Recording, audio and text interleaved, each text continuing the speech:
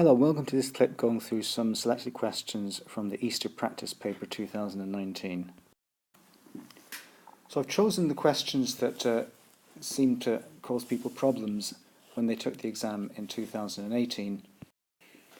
So what was interesting is it wasn't so much certain topics that people struggled with, but it was questions of the unstructured style that caused people problems.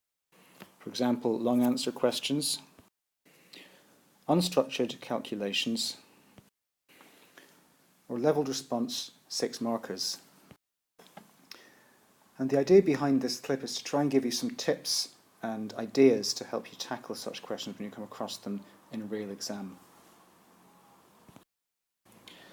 So let's start by looking at question 12b. The key information that it gives you right at the beginning is that compounds are both from group 1 elements and the molar mass is around 140 grams per mole to the -1.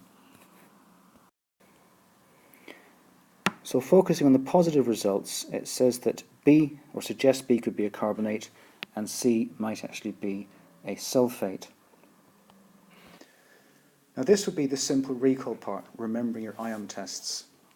So now what you have to do is use this information and the observations to identify the formulae of B and C and explain your reasoning.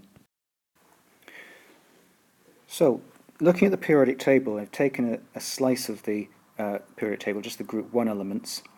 We can use the atomic mass, the relative atomic mass of the group 1 elements to try and come up with a chloride and a carbonate that is 140 grams per mole to the -1. So, first of all, we need to eliminate hydrogen because hydrogen chloride is a covalent compound, and it says in the question that B and C are ionic compounds. So we can ignore that one. So now we need to take into account the contribution to the molar mass from the sulfate ion, which is 96.1 grams per mole, and from the carbonate ion, which is 60 grams per mole. So we can start to narrow down possible candidates. So because we're looking for 140 grams per mole, lithium would be too light, and cesium or francium would be too heavy, or francium, which I would say. So we've got sodium, potassium, or rubidium. So with a little bit of trial and error, we can come up with 2 possible candidates, because remember it said approximately 140 grams per mole to the -1. So both these candidates fit the bill. So let's have a look at how you might put this into your answer. So what I'd suggest is maybe, because it's a 5-mark long answer question, split it into sections. So the sort of planning and the thinking part is on the right hand side, which we've just talked about. Now we can simply just put in what we've discovered. So that means that by doing it in sections you can minimize the amount of writing that's required. Now all the things that are there would get your 5 marks. So let's now go on to the next question that I've chosen. So I've chosen questions 13b and 13c. 2 reasons. First of all, sometimes people get a bit confused about what to write when they're asked to explain why catalysts actually reduce energy demand. And also, obviously, Kc is a more challenging extension of the dynamic equilibrium idea first put forward at GCSE. Plus, in this instance, you're asked to give your answer to an appropriate number of significant figures, so you've got to make a judgment call. So because the catalyst lowers the activation energy, that's where you stop explaining about the catalyst. You've got to now talk about the environmental impact of that. If you've got a lower activation energy, therefore you can run at a lower temperature. So therefore less fossil fuels are used to create the energy to run that temperature. And if you use less fossil fuels, there are lower CO2 emissions. So moving on to the Kc question, let's think about what we have to do first.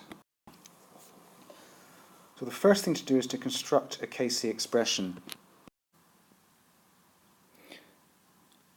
So the next thing to look at is inserting the values. Don't forget that your hydrogen concentration term is squared because there are 2 moles of hydrogen in the equation.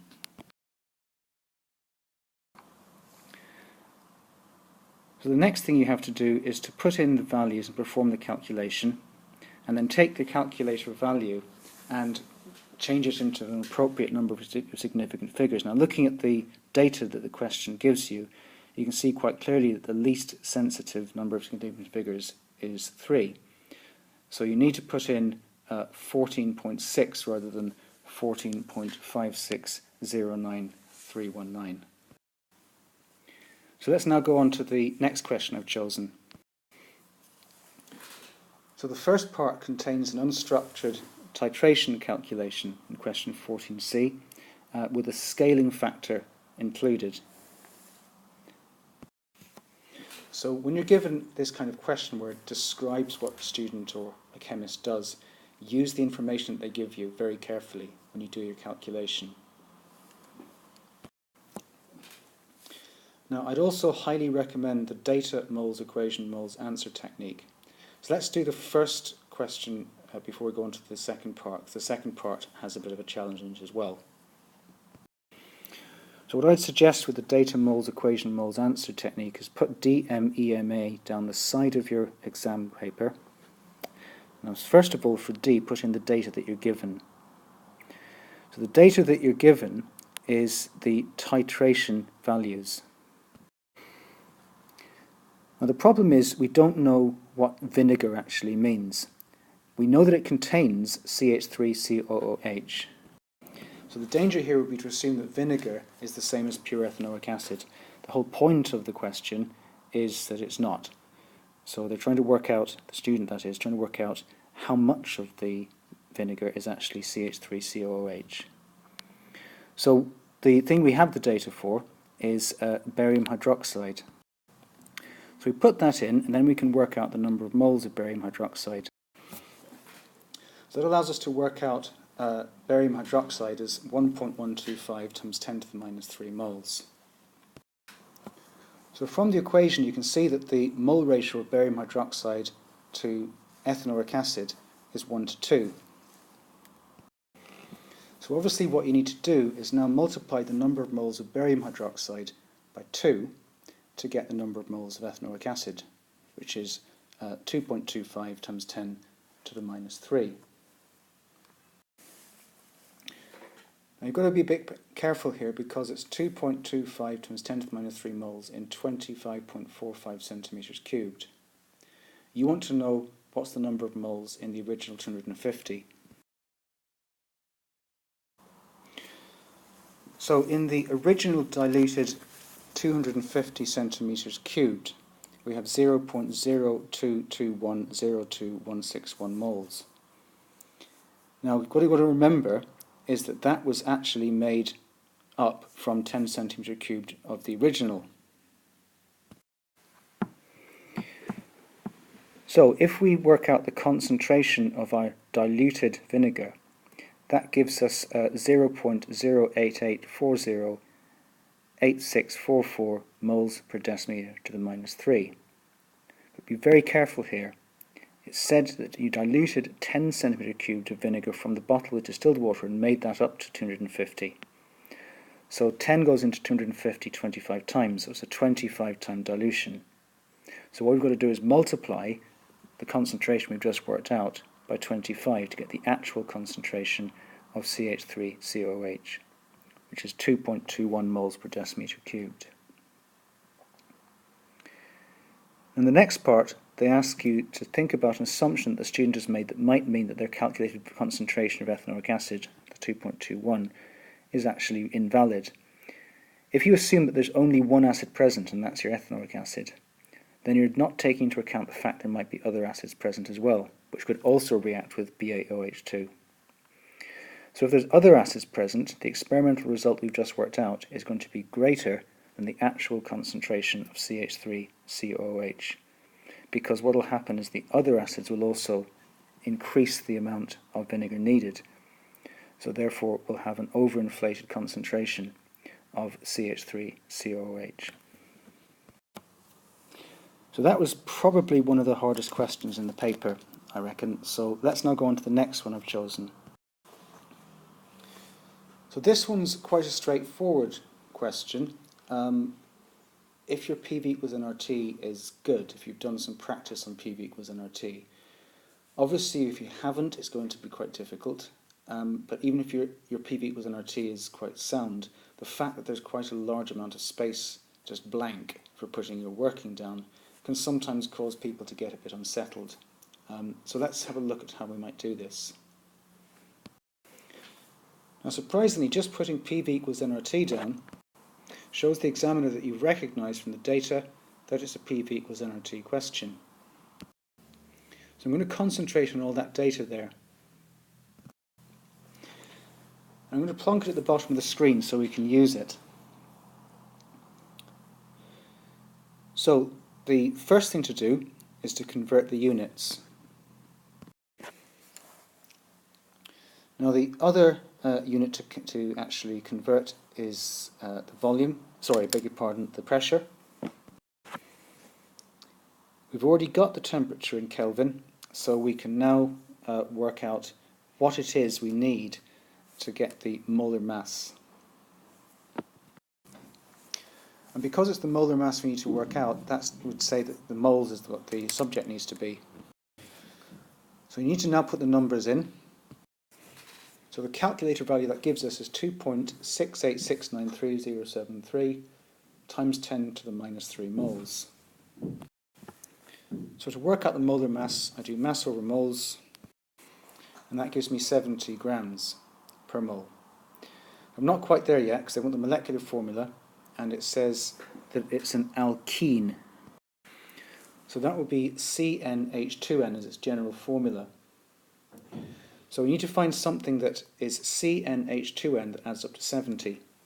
And doing a little bit of playing around with the relative atomic mass of carbon and hydrogen should lead you to C5H10. So let's now move on to the next question. So this is one of two enthalpy questions in the paper. I thought long and hard about deciding which one to do. I chose this one as opposed to a Hess's law question because I think perhaps Q equals mc delta t catches people out when they don't expect to be caught out. It's also got an appropriate number of significant figures requirement, and there's also something to think about at the bottom where you have to consider the limitations of using experimental data to calculate enthalpy values. So I'm going to highlight the data that's really important. So the first thing to do is to put Q equals mc delta t. So the mass of the water is 200 grams. Do not use the 1.29 grams of hexane yet, because that's not what goes in here. It's the mass of the water being heated. The 4.18 comes from the data book that you're given, the data sheet, and the delta T is just the difference in the two temperatures. So that gives you 37,620 joules. So we need to work out delta CH from the value of Q in kilojoules divided by the number of moles of hexane that was burnt. Now it says that there were 1.29 grams of hexane burnt. So that equates to 0.0150 moles. Now that gives you 2508, but the appropriate number of significant figures is 3, because everything's quoted to 3 significant figures. So 2508 to 3 sig figs is 2510. So the next part asks you to think about 2 reasons for the calculated value of delta CH for hexane from this experiment being different from the value you'd find in a data book. And the usual things that you can mention include heat loss of surroundings, incomplete combustion, and non-standard conditions. I've put 3 things there, you can choose any 2. Final question I've chosen is question 17b. This is a levelled response question. And you need to have a certain style when you're answering these questions. Now suppose that style could be summed up best by thinking about the quality of your ideas, so the quality of your chemistry, combined with how clearly you're expressing it.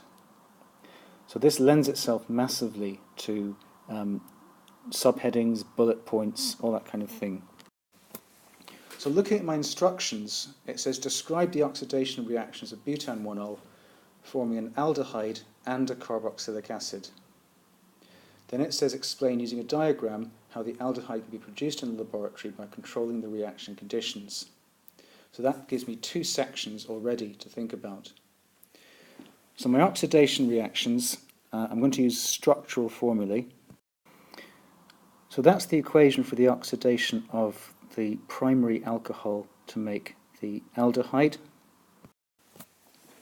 And I've also given the equation for the formation of butanoic acid from that aldehyde. So my reagents to achieve that is K2Cr2O7 in aqueous solution plus H2SO4. So my conditions are distilling for the aldehyde and refluxing for the carboxylic acid. I'm stating that both of those involve heating the reaction mixture. Now I need to do a diagram for making the aldehyde, so I'm doing distillation. So I need to move the page down a little bit to do that. So I'm doing explaining using a diagram at this point. So this diagram gives a fairly clear indication of the kind of apparatus you'd need and how you need to put it together. And I need to say how it would be used. So I'm going to point out that the distillate, which is my aldehyde, would be collected at the boiling point of butanol. So therefore, when the thermometer shows the boiling point of butanol, whatever that happens to be, at that point you'd collect your distillate. Okay, so that takes us to the end of this clip. Hopefully it's been a useful run-through of what I'd say is maybe some of the more challenging questions on that particular paper, and it gives you some ideas about how to structure them, how to maybe approach them, what kind of things the examiner's looking for. So until next time, thanks for listening and see you soon.